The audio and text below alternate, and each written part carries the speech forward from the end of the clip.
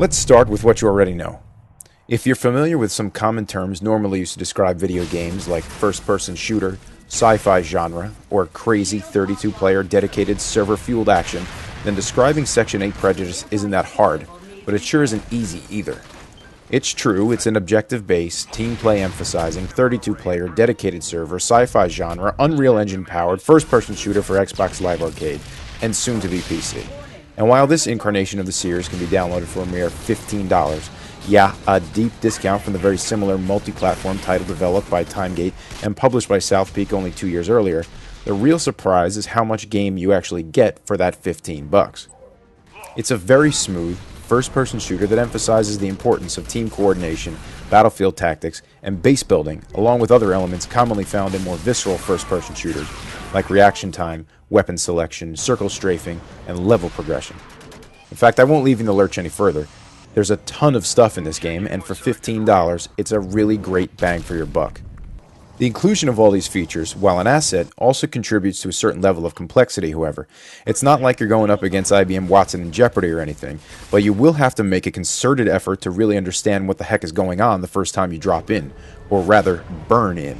There's a hefty handful of novel features that Section 8 Prejudice brings to the table, especially if you haven't played the first one.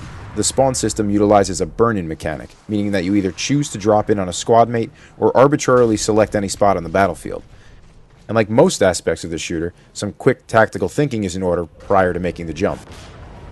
You can drop in behind a fortified enemy position to sneak up on them, rally alongside your teammates, or come crashing down on an unprotected enemy supply depot to smash it to smithereens and weaken the enemy line.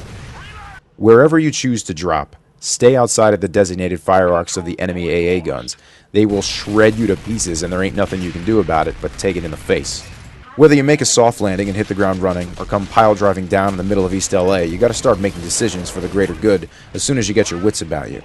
Rack up some kills to earn additional cash and points, deploy a missile turret to protect the command point you already occupy, maybe you even accept one of the various floating objectives called DCMs, or Dynamic Combat Missions. They'll have you doing things like planting bombs, protecting VIPs, or scavenging about the map to collect parts of a now destroyed prototype spacecraft. Doing any of these things will contribute to your team's total victory points and march you collectively closer to winning. A roughly 5-hour campaign mode featuring decent action and a good mix of things that soldiers do, mainly kill bad guys and blow things up in various ways, as well as a surprisingly fun-to-play wave after wave of enemy swarm mode, round out the Section 8 Prejudice package nicely. And though their presence alone surely doesn't make the game a must-have by any means, they definitely add heft to the overall package. While you may not appreciate the new additions this time around if you've never played Section 8 before, take my word for it, the dev team definitely went back to the drawing board and made some small changes that equate to bigger fun this time around.